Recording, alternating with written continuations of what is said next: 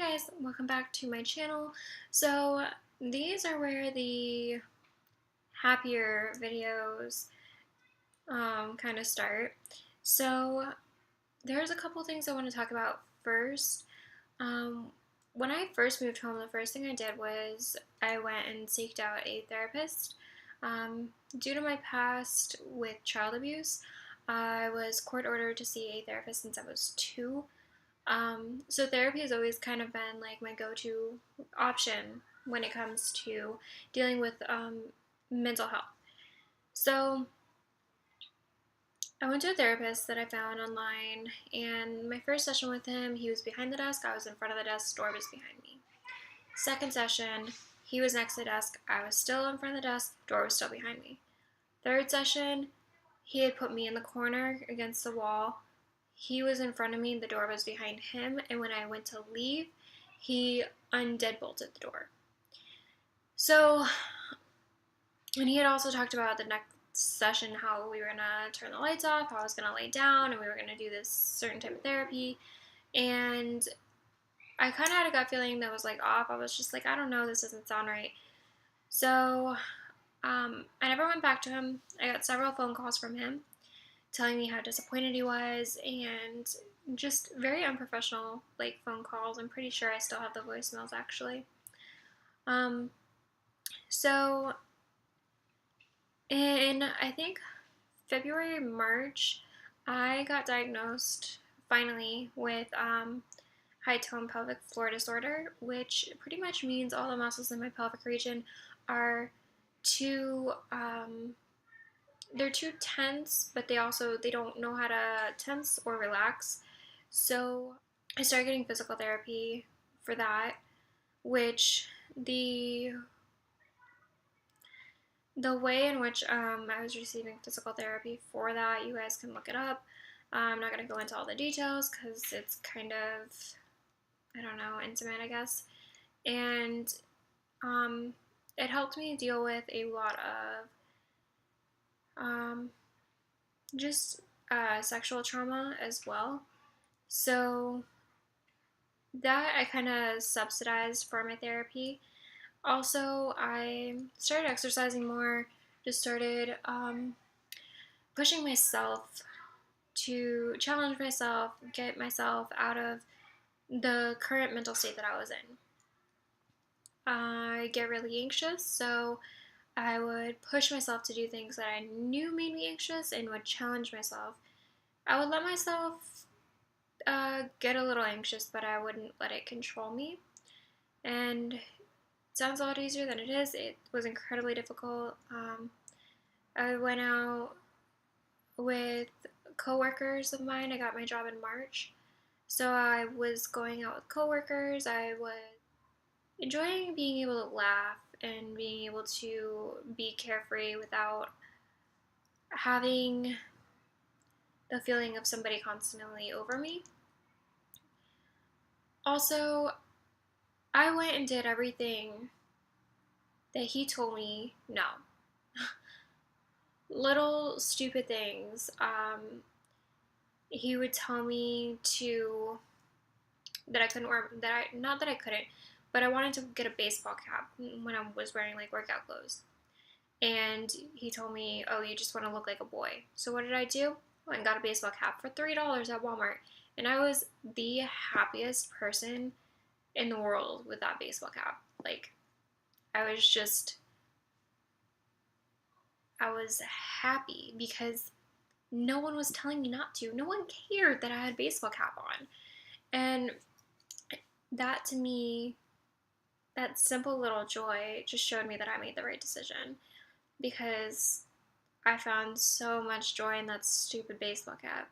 I started meeting people. I joined Tinder not for hookups. I joined Tinder because I wanted to get out and start trusting myself. So I went and met somebody. We went dancing. We had a great time.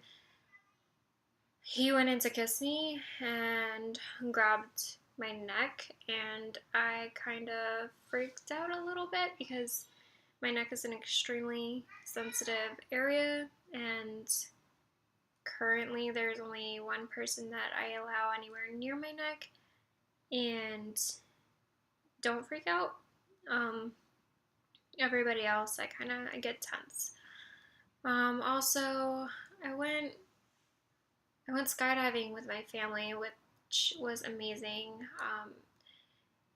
And my dad doesn't realize it because he took my sister and I skydiving on 4th of July, which, if you guys have watched the rest of my videos, 4th of July is kind of a bad day for me. And he took me skydiving on 4th of July, and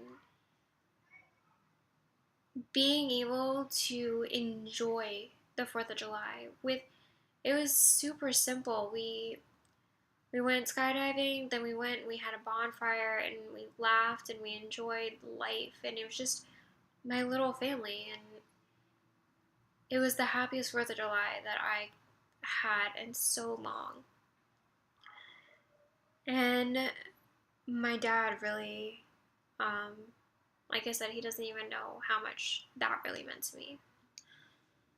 I quit drinking and I started exercising more, and I'd been exercising a little bit with my therapist and everything, but I really kind of committed to it, and I haven't had a drink since. And I'm so much happier, like not needing alcohol in my life. I didn't need it before, but just being able to say no, like it didn't benefit me. So why was I gonna use it?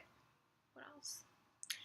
I started back in church, and that by far has been the greatest like thing that has saved me, is just getting over my anger with God, because I didn't understand why he let all these things happen to me, and why he wouldn't just make him a better man. And I see it now because I was strong enough to eventually get out before it ended my life, and I'm strong enough to talk about it and share my story with you, however hard and emotionally draining it may be. I've been able to share it with you, and I've been able to make a difference in quite a few people's lives, and that to me is worth the 6 years of abuse. It's worth the years of child abuse. It's helping other people get through it and helping people not get into it. Is just, I lived. I'm okay. I still have trauma from it, but I'm okay. And now I get to help people. A lot of my next episodes are going to be what I'm going through now, what's happening in my life, and the bad days and the good days. I will be sharing some stories from my past that I probably forgot, and I'll probably be sharing some happy stories and just stories about the people that helped me get to this point. But I can definitely say 2017 has been my biggest turnaround year ever. From January, sitting with a black eye thinking I'm gonna die, to December, 25 years old and just got divorced, which is great. And just starting my life over and working towards my goals and achieving new goals, and it's been wonderful. So thank you guys for watching. I will continue to upload videos. Please subscribe, check it out. This is my broken nail and it looks disgusting. I'm sorry. Bye.